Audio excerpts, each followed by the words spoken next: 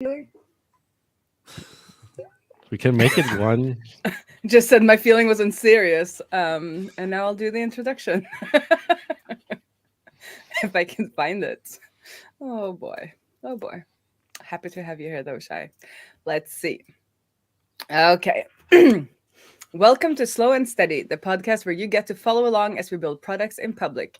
Each week, we'll give you an honest peek into our lives as we share our struggles, our wins, and everything in between. I'm Benedicta, and I'm feeling weather sick. And I'm Benedict. Today is May 28th. This is episode number 202. And I'm feeling excited because we have a guest. It's been a long time since we had a guest. So welcome to the show, Shai Schechter. How are you feeling today? Yeah, thanks for having me. I am feeling curious today. That's nice. So, for our listeners that don't know who you are, would you mind introducing yourself, like in a short version, and maybe telling a little bit about what you've been up to in the past couple of years? Yeah, so my name's Shai. I grew up in England and I was running a company, a SaaS called RightMessage, which I exited just over a year ago. And I've spent the last year not working on any SaaS companies. That sounds nice for a change. We were like, yes. So can you tell us a little bit more of what RightMessage is doing or was doing? Yeah, so RightMessage was a marketing platform. So it was a suite of tools for increasing conversions on your website, learning about your audience with segmentation, pop-ups and questionnaires, and figuring out what people are doing on your site and how you can best help them, and then personalizing the experience that they get on your website, on your email list. So they get the right message. You got it. This is so much better than the Unleash episode, which took me the whole episode until I realized that it was feature flagging and it was called Unleash because you unleashed the feature. But that took me. I swear, it was a few years before I realized that WhatsApp is because it sounds like WhatsApp and it's an app. What's up? It's not easy being a grown person on the internet. Or a geriatric internet person, I guess you are at this point. But how long had you been at it with RightMessage before the exit that we will come back to? So it started 2017 and exited 2023. So 6 years. And then there was a few months before 2017 that I had forgotten about until I did. I was writing all about writing the whole story recently, and I realized that there were little seeds of it in 2016 as well. So, interesting. Were you two people from because you were two people? Were two people from the beginning, or did you become two people, or how did that happen? Yeah, so it was two people from the beginning, me and Brennan Dunn, and we grew to more than two people for a while. We built up a team, and then a few years in, we went back to being two people again. So it was, yeah. I remember back then I felt like you had what others would consider like the dream launch of like launching to, I don't know, a couple of thousand MRR basically in week one or something like that. I remember seeing some charts and was like, whoa, like they must be knowing what they're doing. So that was pretty impressive. And I guess you also got a lot of funding initially, right?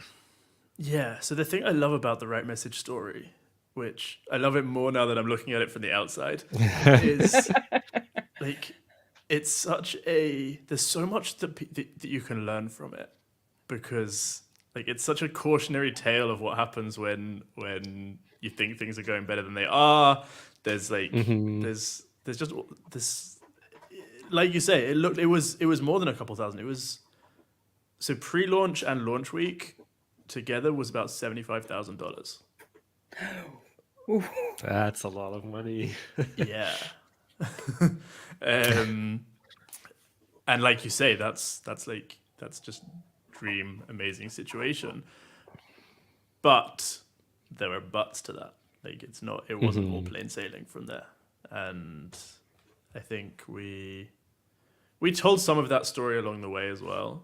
But it's hard to, like, you know this from when you're talking about SaaS. Like it's hard to to balance talking about the ups and the downs, right? Right. Yeah. I think we mentioned this like a couple of episodes ago where we talked about it's not because you kind of don't want to that you don't want to share the downside. It's just that the downside takes longer to digest.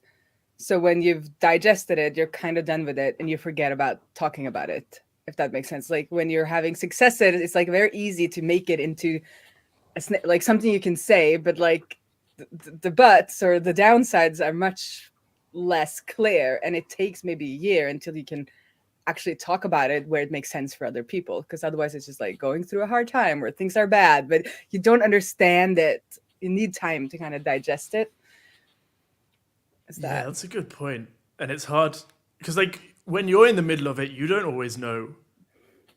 You don't know whether it's a very temporary thing that's barely even worth thinking about, or whether it's a serious issue that needs dealing with, and your mind is in, like, you're needing to deal with it. And so yeah, it's I think I agree with that. It's hard to know how to share it down, not because you don't want to share it down, but because there's so much more nuance to it. There's so much more. It's More hard to Yeah. feel feeling, apart what's going on. more emotions. More emotion. And also, I mean, I also feel like as soon as it also involves other people, it's like you have to be extra careful. Or at least I tend to be extra careful to not like jump to conclusions or throw anyone before in front of a bus or something like that accidentally, or like not intentionally, but like sometimes being in a bad situation, you're not quite sure what the right way to deal with it is until, well, afterwards. And you, in hindsight, it's always easier, right? And you don't know There's what the other also person maybe is sharing with their family, for instance, or like their Right. friends. And then suddenly you're on the podcast talking about how you're losing money every month, and somebody's, husband is listening or wife is listening and is like, say what now? Like this is not the Yeah. story you've been telling me. Like what is happening here? So you're kind of sharing other people's, secrets as well, if it feels like a secret, I guess. Sorry, I Right. cut you off, Shy. no, yeah, these are all I hadn't thought about. Like, there's so many layers to this because you can also have an impact on the business. Like this whole build in public movement, sharing like as honestly as possible what's going on. You can also have situations where, like, if you start talking about some troubles that the company is in, that can become self-fulfilling. That can, people could be Right. wary to buy from Yeah. that company. Like, it can have an impact.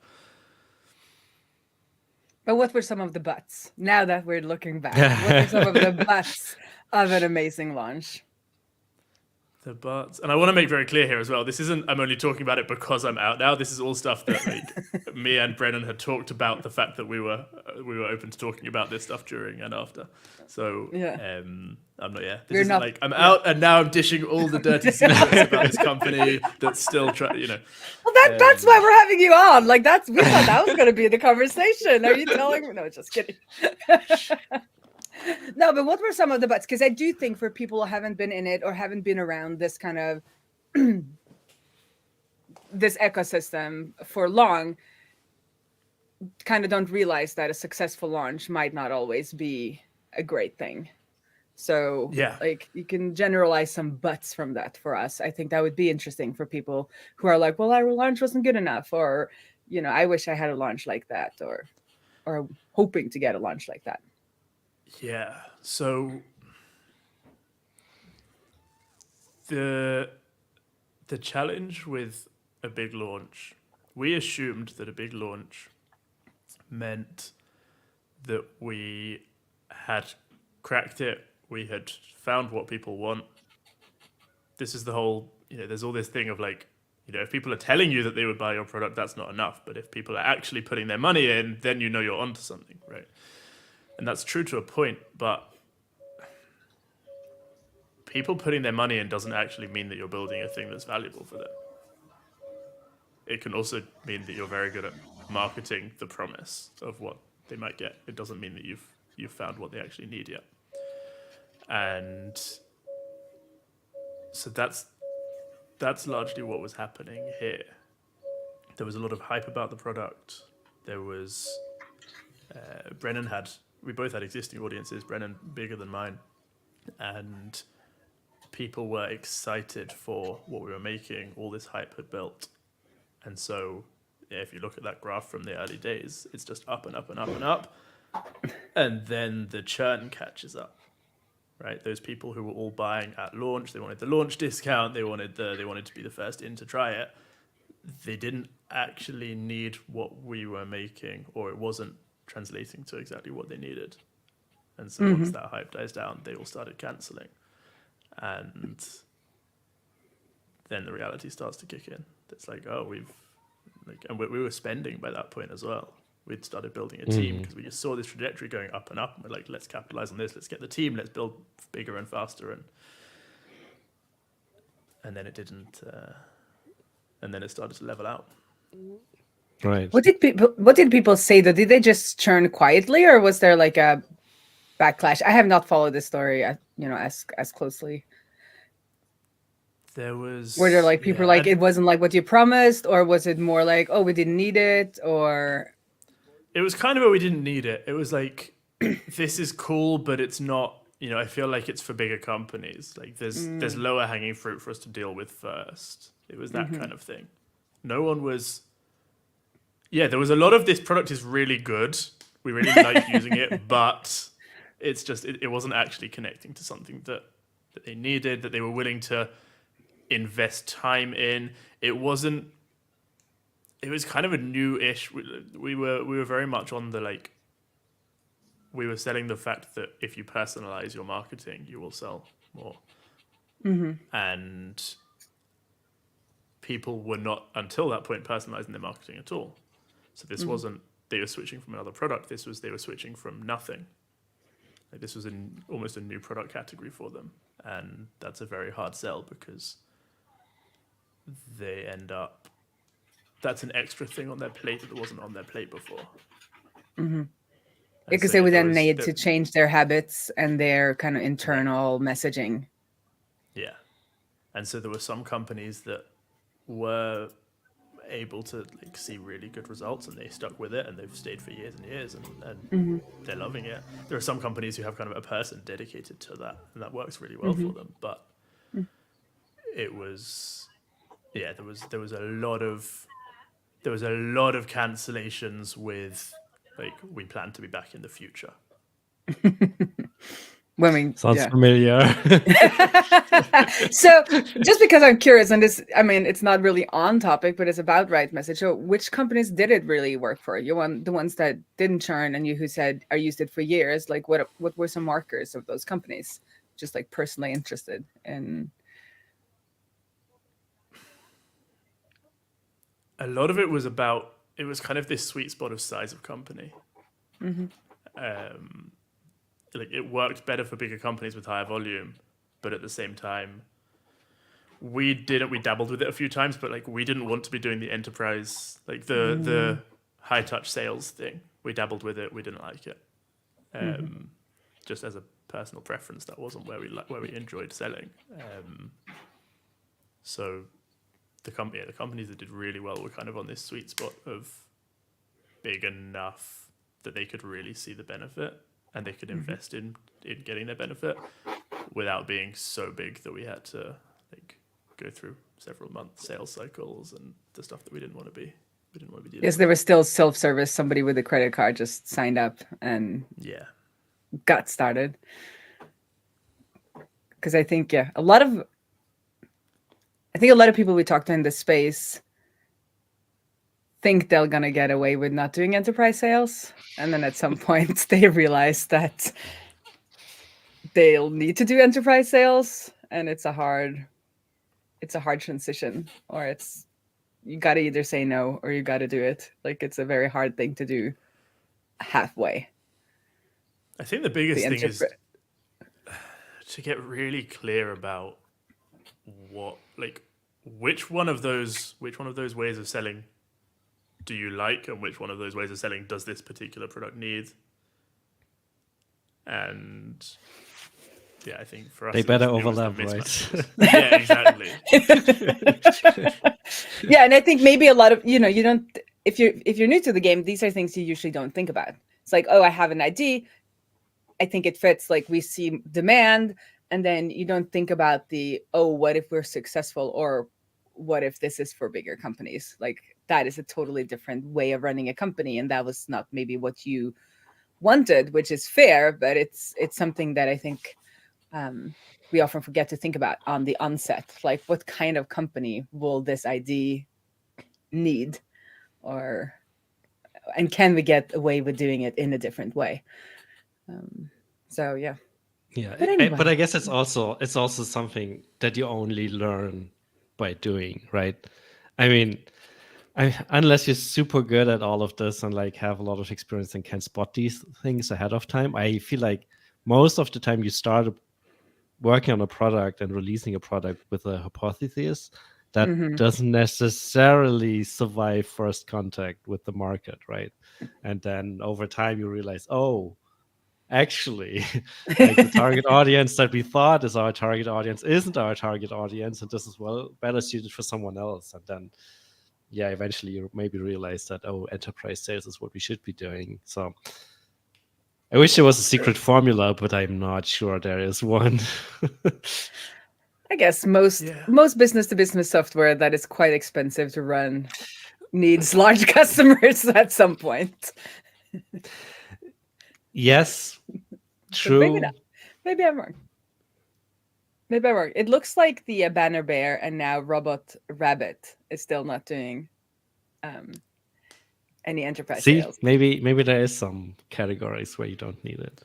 Maybe there is. Anyway, back to the right message story. I'm just thinking out loud. My unfocused day here. How did you guys get the idea? And then we can like move on to how you the next part of the story where you're exiting. Yeah. The idea came from, it was a few things. Brennan had been, me and Brennan both came from a background of being software people and then transitioning into the online marketing world. And when you're a software person and you're looking at a marketing site,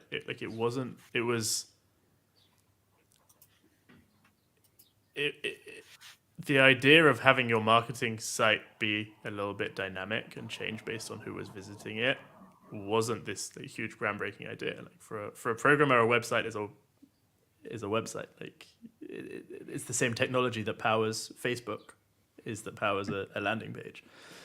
And so when a developer is doing marketing, there is like, you very quickly come to this idea of like,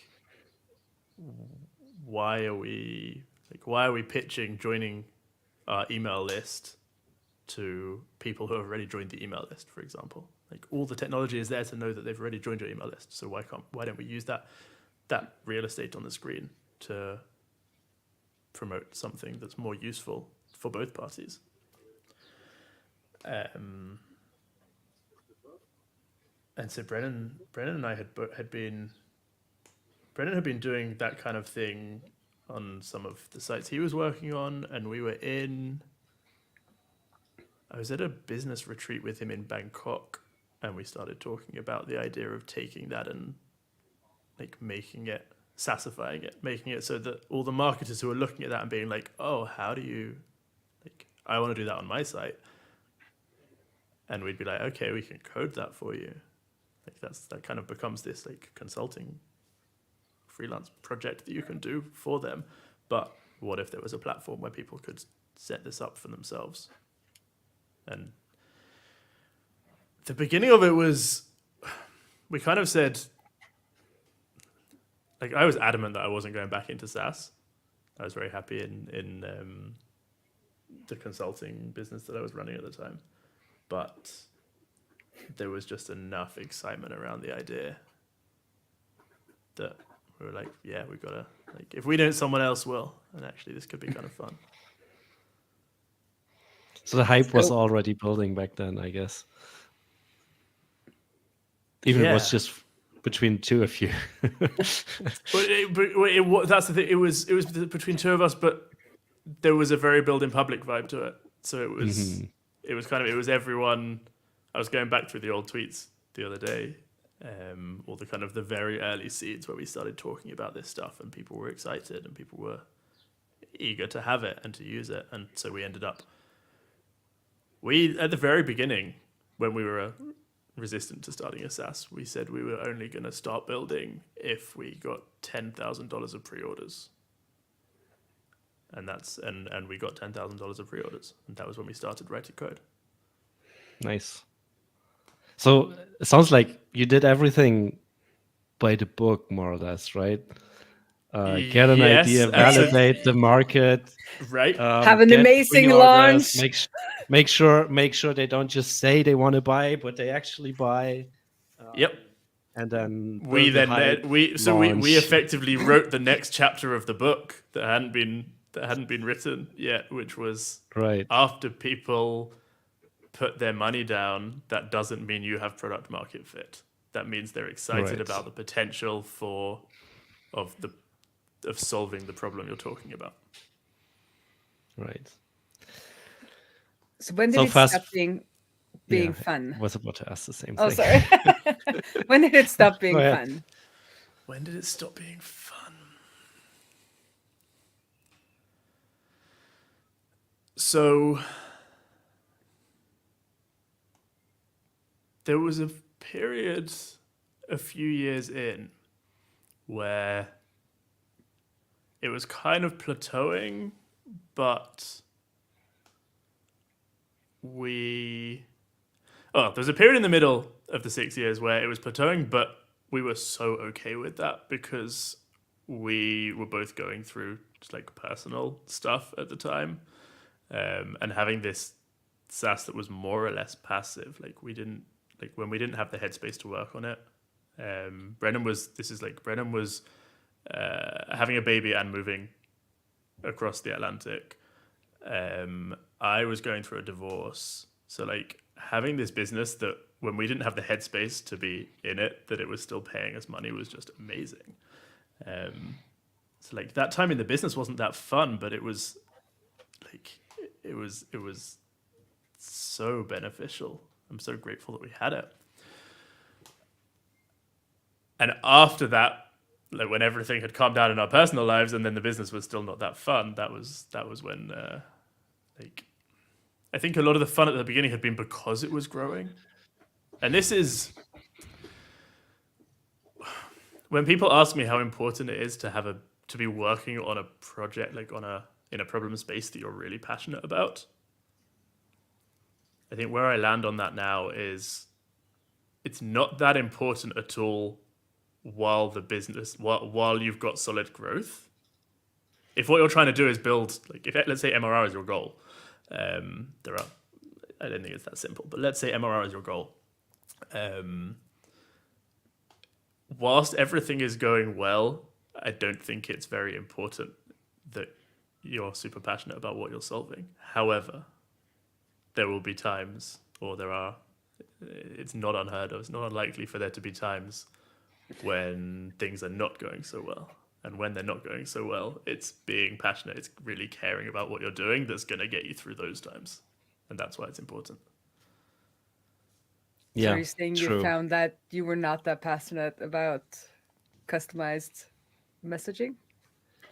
Is that what you're saying? Or am I reading Yeah. you wrong? No, that's and I'm trying to think, like, was I passionate about them at the beginning? To some extent, I was more passionate about it, and my values changed over the years. And to some extent, I was passionate about it at the beginning because there was so much excitement around it. Like, did we ever stop to really think how much we... Yeah. No, I was more passionate about it at the beginning, and I think I shifted. Yeah. I think part of it, at least, I mean, from my own experience, Doesn't necessarily have to be that you're passionate about the thing you're building, but passionate about the process, or passionate about solving a challenge, or passionate about figuring things out. Like, going on record here, I'm not that passionate about email marketing, but it's still interesting enough of a problem that it keeps me going, right? You like the engineering challenge of it? Yeah, But that's a part for me. Yeah. There's a lot of it, I think, is, this idea about like flow states, and there's all this stuff about how like the sweet spot, people talk about like doing things outside your comfort zone. That's where you feel really good and you're growing. But there's this nuance that like you go too far outside your comfort zone and you're in your panic zone, and then just that's not a sustainably fun place to be. So I think Right. about that a lot. This idea of like being kind of living in that world that's always 10% outside the comfort zone, and your comfort zone will grow that way, and that's how we grow as people. But that there is that sweet spot of I'm working on things that are challenging to me, but that I believe I can handle them. They're not so far beyond that it just feels Yeah. hopeless. Yep. So I think that's like those challenges that come up in growing these businesses. They feel really good. You can feel really passionate about solving the problems, about working through those challenges, as long as they feel solvable. And then there can Right. come this Yeah. point where it's like, this is just, we're grinding, we're going round in circles, we're not getting anywhere, it's becoming frustrating. And when you get to that point, it's harder to want to keep putting your all into it. so everything landed, and then like everything landed personally, and then you went your separate ways right away. What happened with the, This is when we because decided you said to. yeah, because I asked you, when did it stop being fun? And you said it stopped being fun, and it was fine, great to have the company while personal stuff was happening, and then that landed, and then I feel like that's the beginning of the end of the story. Yeah. Next So then step, we're kind of please. we're going round in this loop at this point where we'll be like, okay, it's not growing how we want it to be. There are customers, and some of them are happy, and some of them are churning, and MRR was kind of pretty constant at the time, but it wasn't like we weren't enjoying working on it.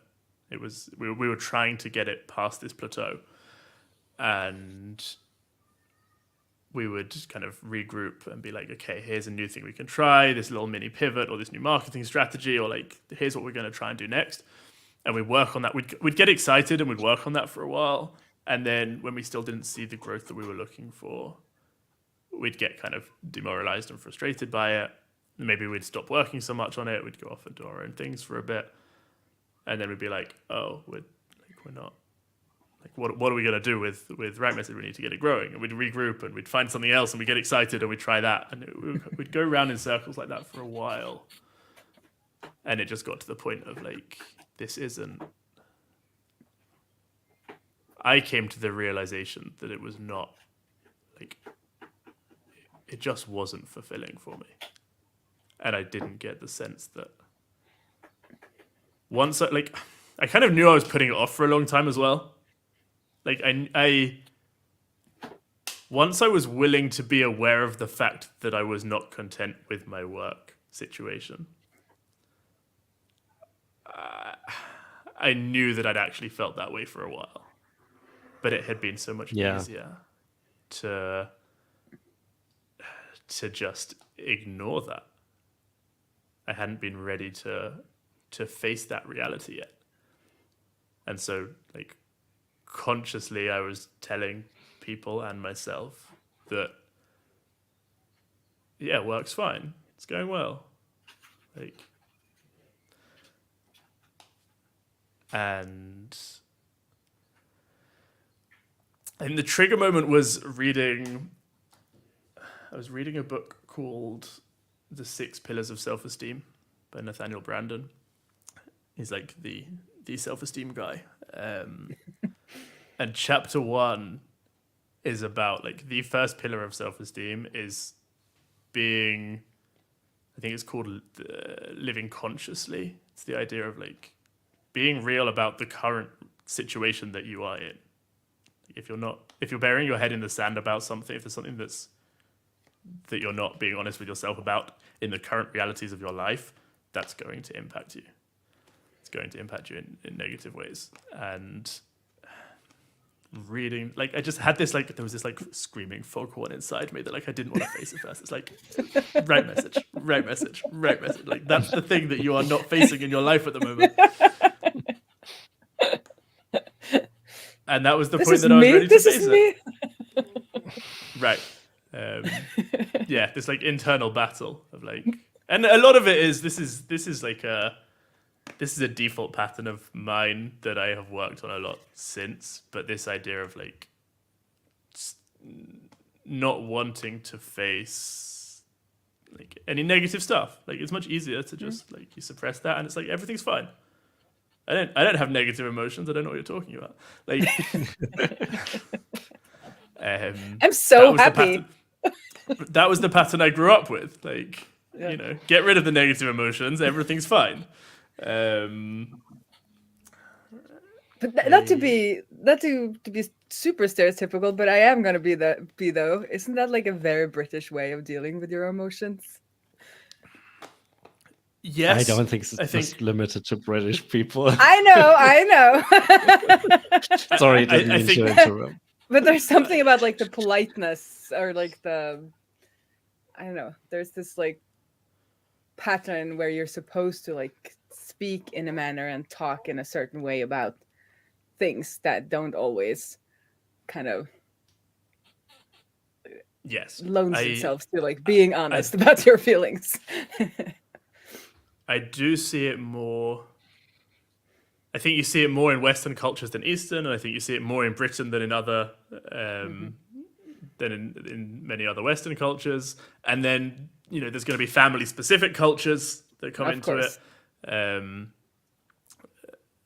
My mum, very loving, very optimistic, like just wants everything to be good all the time. My dad was in the army for many years, and like so there you had this kind of, it was from these two different angles. You had this like negative emotions don't exist. One was like let's be happy all the time, and one was like not really showing emotion at all. It's like we get stuff done. So yeah, just between whether it's the country, the family, the whatever. I genuinely don't think I knew what negative emotions were until I was like well into my 20s. I think we should include the feeling wheel that we actually use to sometimes pick our feelings at the beginning of this episode for everybody listening, because it is eye-opening. I love a feeling wheel. I think I had more negative feelings, during my upbringing. It wasn't as like you have to be happy all the time, but still I could not name I could name a lot more happy feelings than I could name negative feelings when shown this feeling wheel many years ago. So we'll put that in the link, and the listener can have a little look at all of the negative feelings one can feel. There are gender stereotypes as well. It's also a thing in a lot of cultures. Like men are allowed to feel anger. That's like that's like fear is not an option. Anxiety is not an option. Yeah, I heard somebody say anger is one of those like not cloaking. I can't find the English word. It's like the anger you mask. You use it to mask other emotions. So as you said, you feel jealous, you get angry. You feel sad, you get angry. You feel anxious, you get angry. It's a way to kind of just default to angry, because that is an easier, for many, an easier emotion to handle, and it's outwards. So you can then get angry at somebody for that feeling that you're not feeling. Right. And it's like a masking emotion. But sometimes you're allowed to be angry too, though. Like we can't get rid of angry, because I feel sometimes people want to get rid of angry, which is also not a good thing. But yeah. Yeah, and that, I mean, that's like, I think all of the, I've been on quite a journey of learning about myself and that internal world, and ultimately where it all seems to come down to is like the importance of fully feeling all of the emotions as they arise. Like they're all there for a reason. They're all there to tell you something. They're all there to learn from. Smart.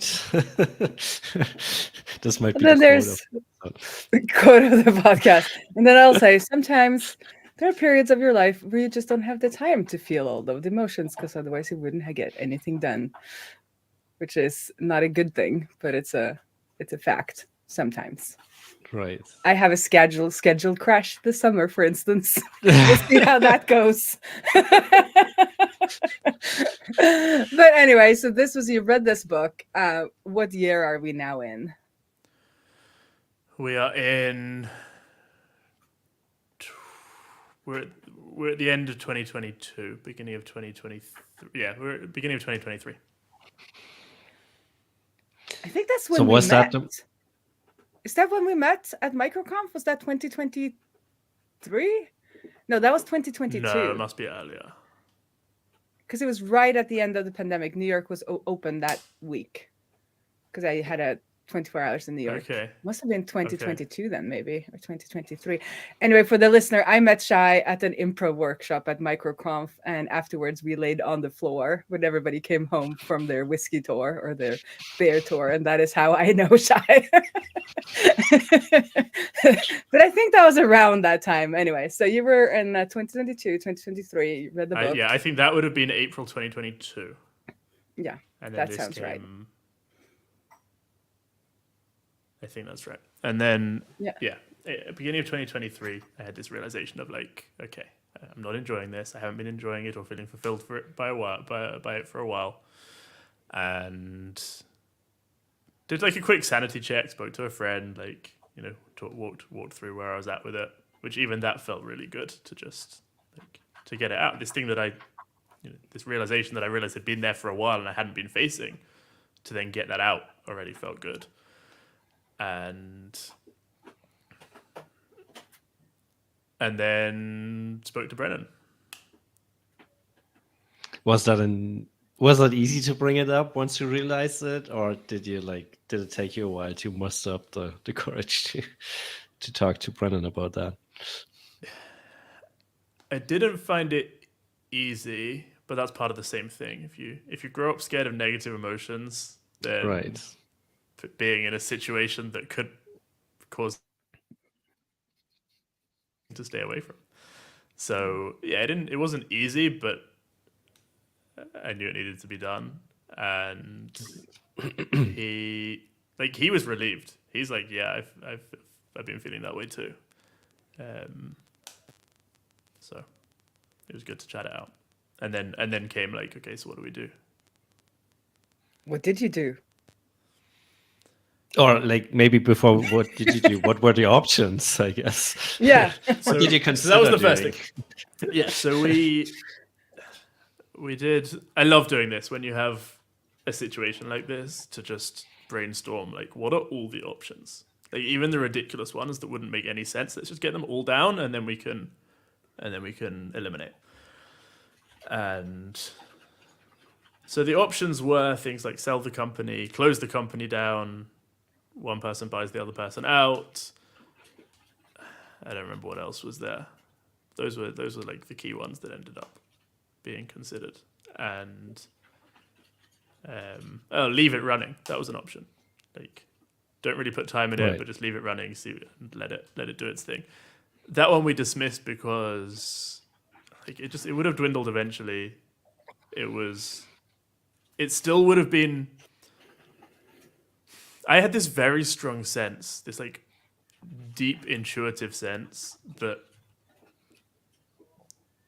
there are things that I will be working on in the future that will be more fulfilling personally, and they'll be more impactful on the world. And that those things are not going to appear until I can let go of the current thing. Right. And so having it around, even if we weren't working on it, even if it wasn't taking up our time, it was just like you're just prolonging the inevitable. That didn't sit well with me. It's not good for customers either. Like it just stretched everything out. Selling the company could have been a good option, but just the way it was structured and the way it hadn't been growing meant it like no one really would have won in the end. Investors wouldn't have seen much. We wouldn't have seen much. Like it was just, and then, but this idea of Brennan buying out my shares and continuing it solo, like even though he had also been frustrated with it, he kind of saw this opportunity to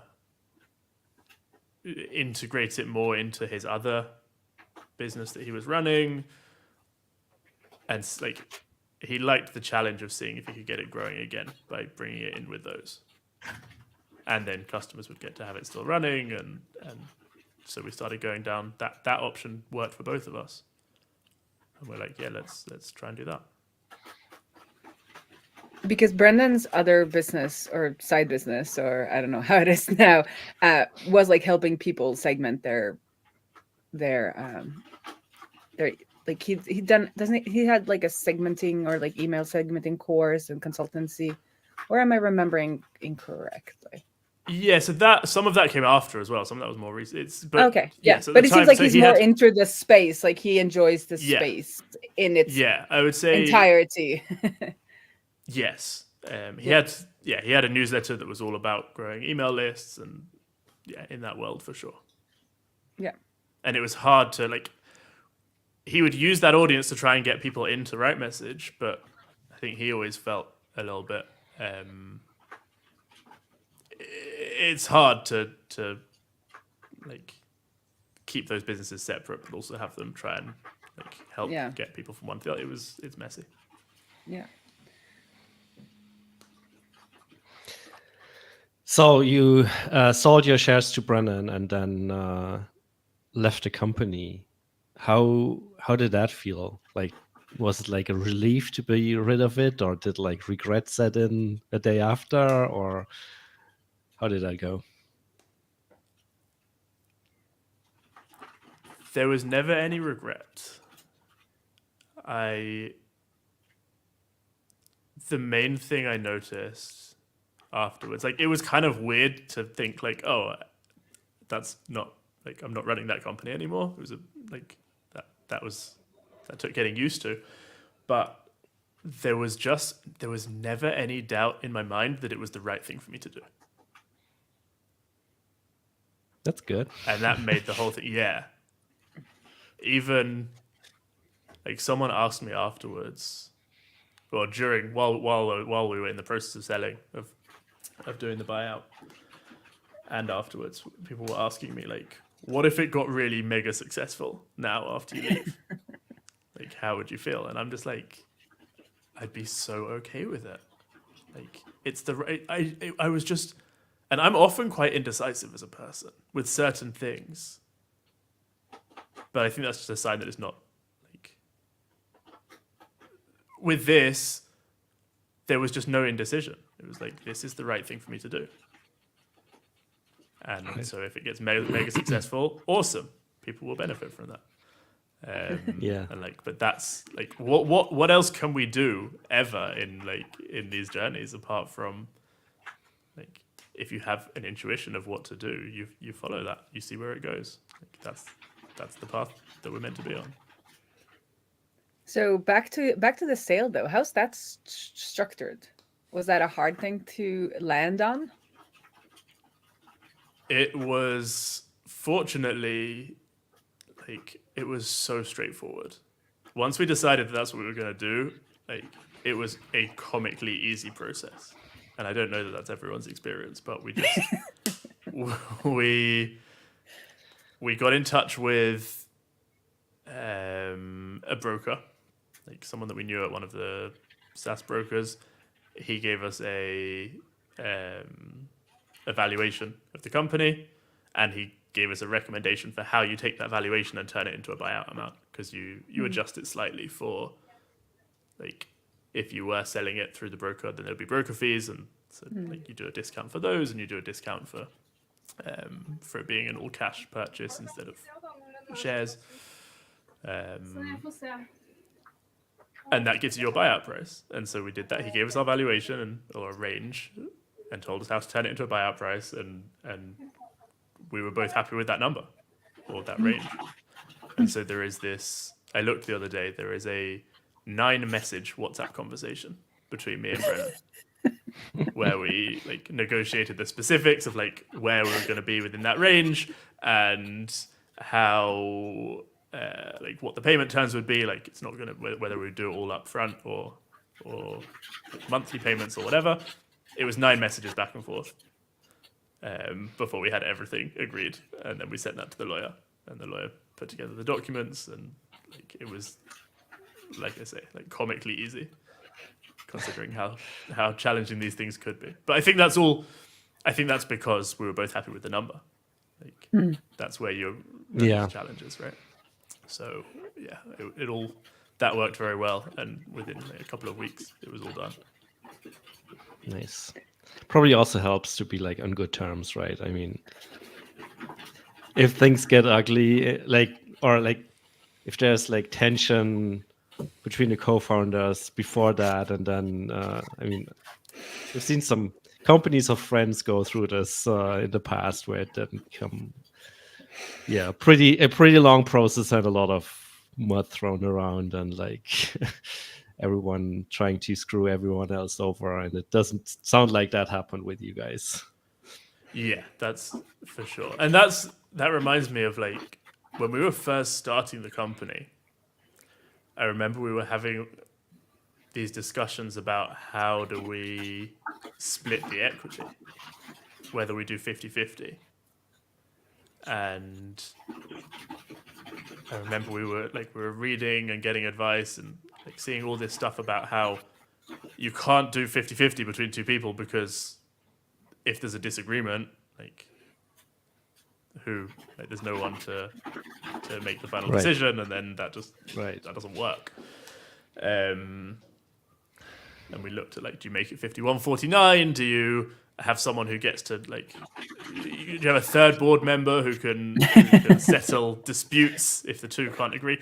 And we got to this point where we were like, this is ridiculous. Like, if we're 50-50 and we get to a point where the two of us cannot come to an agreement on a certain, like, the direction of where we're going, whatever it is, if we can't sit down over a drink and come up with an answer between the two of us, the company's screwed anyway. Like, even if we brought someone else in to mediate that, if we can't do that between the two of us, like, that's the beginning of the end for the company. So, and that was where we landed. We did 50-50, the two of us, and we got on with building. Got a point there. And I think like it's very. We got all the way through 6 years without without ever having a situation that we couldn't resolve, sitting down and talking it out. So yeah, but I guess it's also a little bit of the mindset that you have when you go into this, right? Like, if you're all grown up about it and like open to talking about stuff and like figuring stuff out together, I think it's a pretty good way to approach this. Yeah, which of course everyone is until they're not. True, but like, you said then you are screwed. But you said like then you are screwed, because like if you then have some mediator come in and say like, we're gonna do A, you can just not do the thing you decided. Like how's that gonna play out? Like, it's not right. But even if you do, even if it worked for that situation, the fact that you've got to a state where a small company that has two founders and the two founders cannot compromise with one another, like, that company is not going to keep doing well. Right. Yeah, for sure. But it isn't, because it sounds very much like divorces, because you have these couples who just, they're like, okay, this isn't working anymore. Like, this is the things we own. We get an appraisal, we share it, and we're done. And then you have the others where that is not happening. And it's interesting to be bystanders, because it's not always the people you think. Like, it's off. Like, I've had a hard time predicting who was going to have a messy divorce and who has a straightforward divorce. Yeah, and I think you've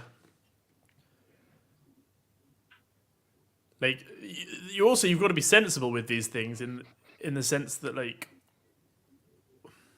when we said that at the beginning of the company, when we said we're just gonna, if we ever have a dispute, we'll be able to figure it out. You could take that all the way to its extreme and be like, so we're not going to have a contract, we're not going to have a shareholders agreement, like we're just going to trust everything works out. Like, that's not sensible. Yeah, true. Like, the way I see it, and this is arguably the same, people do this with marriages as well. Like, you have a prenup, not because you're saying that this is going to end badly, but just to be like, this way everyone is just on the same page about what's what. So you have the shareholders agreement, and you say, like, this is how it works. This is, you don't just trust that people aren't gonna. You don't have a situation where somebody could just, like, steal all the money out of the company and leave or something. Right, you put that document together, make sure everything, sort that out, and then the idea is that contract goes in the drawer and you never need to touch it again. But you have it. Yeah. And also, I think a lot of things with contracts is you've talked about the things you put in the contract. That is a lot of the worth of the agreement or the contract, is that you talk through the points, you've agreed on the terms or the things that put into contract, and it's very clear. So we know that we understand each other. And that is an important part of those kinds of contracts, is that it's just like it's a way to say that we are on the same page. We agree on these things. And we are certain we agree on these things because they are now written and you have signed, and like it's properly done. It's not something like, well, you said, and then 5 years down the line, like, who said, like, I don't remember what I said. Like, I can remember it completely wrong. Right. Depending on the and situation. even if what you remember saying is exactly what you said, writing it down helps you to make sure you know that the other person heard it how you intended to say it. Yeah, exactly. Exactly. Yeah. Communication is very much a two-person thing. Oh, is it? But so what are you doing now? You said it's been a year, right? It's been a year. Yeah. Yeah, it's funny because when I left, I said I'm not going to let myself start something new for 2 months, and it's now been 13 months, and I have not been interested in starting something new. I'm getting to the point where I think I will want to soon, but my thing was, like, I'm not gonna start something new until I feel compelled to, from a place of, like, wanting to, not from a place of, like, I feel like I should be working, but from a place of there is a new thing that I want to move towards, right? Right. I think about this a lot, the idea of, in everything we do, are we doing it to move towards that thing, or are we doing it to move away from something else? When I pick up my phone to like scroll social media, like, that's is that a banned topic around here? No. Go ahead. I'm just joking. I feel seen or unmasked. Go ahead. I'm in this photo and I don't like it. Yes, exactly. Yeah, I think about that a lot. Like, none of these behaviors are good or bad in themselves. Like, if I sit down to watch TV, am I doing it because I want to watch that show, or am I doing it to avoid the feeling of boredom or the thing that I know I should be, that I want to be doing, but I'm scared to do it, whatever. And so I wanted to wait until there was something that I want to. Sorry? But have you been bored, or has it No. just been smooth sailing? Like, it's been a wild year. with all sorts of adventures and traveling around the world and boats and all sorts of things. So you haven't sat at home And staring at the wall. no, no. But I also like I wanted to. I was so curious to see like what when you take away any like obligations. Like I don't have to be getting up and going to work. There's no one who's expecting things of me in that way. Like, what does my life then naturally look like? Do I feel compelled to? Like, do I find myself wanting to start working on something new straight away? Do I still want to like? Do I get up early and go to the gym if I don't tell myself I have to do that? Like, what's my relationship with self-discipline? With what do I actually want my day to look like? Like all those big picture questions I've been exploring. So I think actually I started the first month. I was like, I'm not going to tell myself I have to do anything. I'm not making myself go to the gym. I'm not whatever. I'm only going to do what I feel like doing, and I want to see what that looks like. And it was interesting to see which things, like I found myself still eating quite healthily, even if I didn't put that expectation on myself that I had to. The gym was more hit and miss. Like I wanted to see what the habits were, and then from there, asking questions like, what do I want that to look like? To what extent is it good to force ourselves to do things that in the moment we don't want to do? Right. And I'm still kind of exploring all those kinds of questions, but I think they are worth exploring. So what has a typical week look like for you this year then? Or have they not been typical at all? I was about to say, are there even typical weeks? No, there are. I do find myself going between two extremes. I'll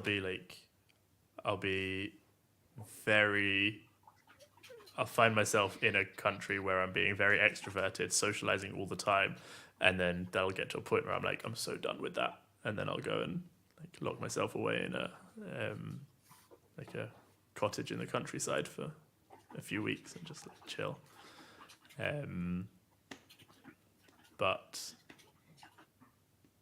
yeah, there isn't a typical week. There was the week on a boat in the Grenadines, and there was the week. There, there was a time when someone got my name tattooed on them. There was. It's been. I met Sir Richard Branson the other day. You did? It's been a wild year. There's all sorts of weird and wonderful things happening. Where are you at right now? Which part of the world? Right now I'm in England. We had a family get together this weekend. Yeah. So, and I think I want to stay in one place for the next several months, and I'm just deciding where that's going to be. And I want to get a job in a cafe. This is my latest realization. Interesting. Yeah, I want I kind of go on.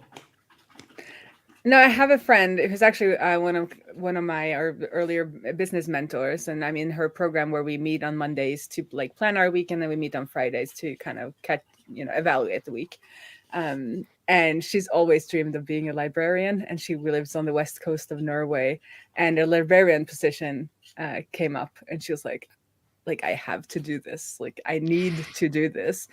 And she had to sit down with her family, and it's like, this doesn't work out with our schedule, but how can we make this work? And I think her son, who's like 14 or 15, he was like, I can make dinner that day, it's fine, like I can take over duties for dinner that day, because she had to stay then at the library. And she did that, and I think she did it for like 6 months, and now they're like filling the position with somebody for a full-time position. But she just loved the experience of just like being able to be the librarian she's always dreamed of being. And it made no business sense. It was just like her dream. And she's been like, learned lots about books, and she's just but she was kind of done now anyway, that the time was up.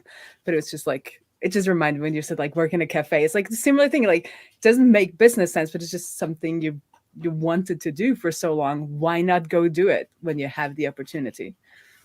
Yeah. Yeah, I love that. I think I'd really enjoy it. I've never had a job before. You've had jobs, you just haven't had that kind of a job. I've never been employed. I've never worked for somebody else. I was young. I was a kid when I started my first online business, so I just carried on with those. But yeah, I'd love to. I think I'd really enjoy it. So I want to do that for a while. I do. There are bits and pieces. I do some mentoring with graduates at a university. I like with their business school. Like I mentor their graduates, and I do have another side SaaS that really is passive. I touch it for a few minutes each month. So there are a couple of bits and pieces, but it's been I'm investing this time in just being over doing and learning about myself and bettering myself.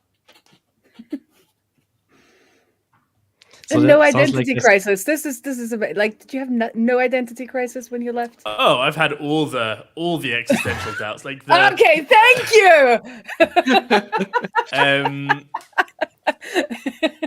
We're 1 hour in. Like, let's get to it. No, just kidding. Oh yeah, no, all of that kicked in for sure. Like, do you know what? It wasn't. I don't think my identity was super tied to the business. It wasn't a who am I now that I don't have this. It was more of a like, but what am I going to be doing in future? It was a lot of making peace with uncertainty, and with the idea that I should be being productive.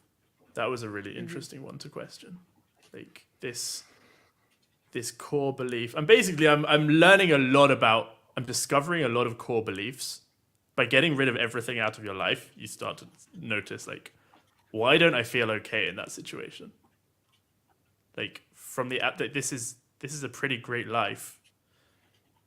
So if there are times where I'm not feeling content, and those for sure I've had, like, what is going on there?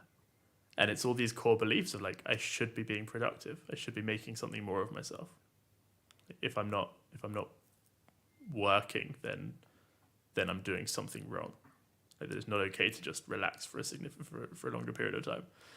And I don't believe that. Like, I don't agree with that belief. But until you question it,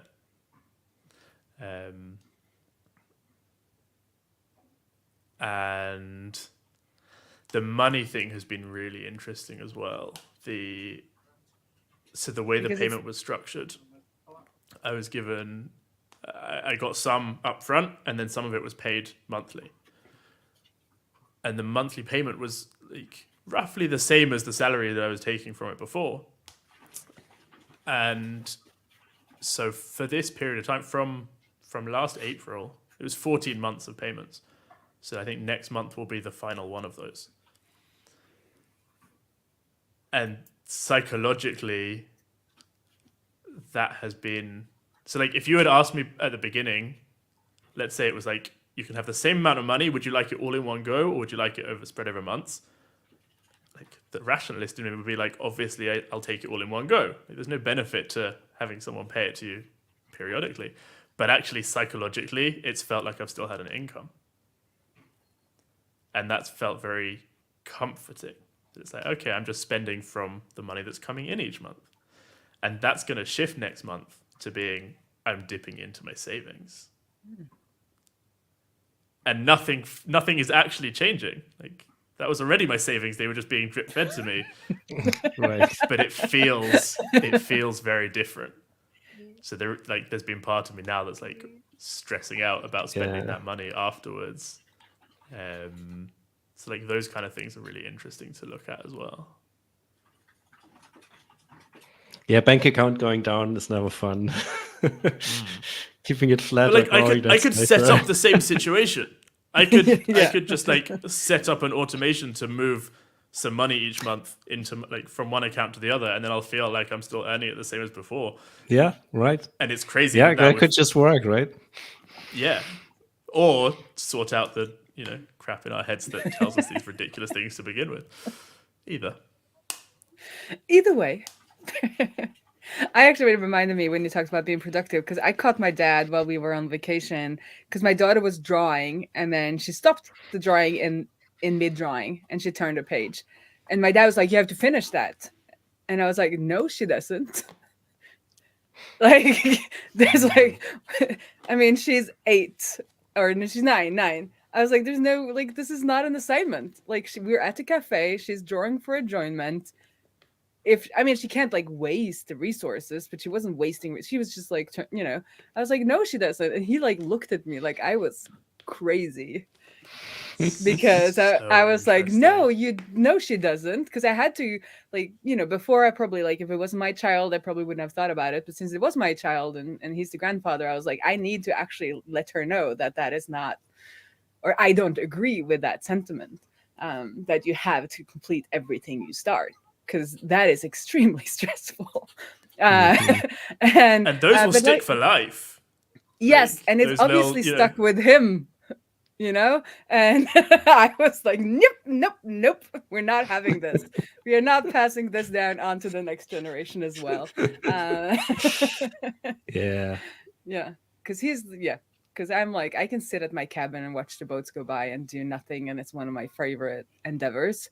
But him and his brother, no way. Like, either you go to the pub and you drink, or you are productive. There's like no, like, you There's can't no in just like, between. no, you have to like do something with the time. But yeah, that was close to that. I don't think he listens to this podcast. I hope not.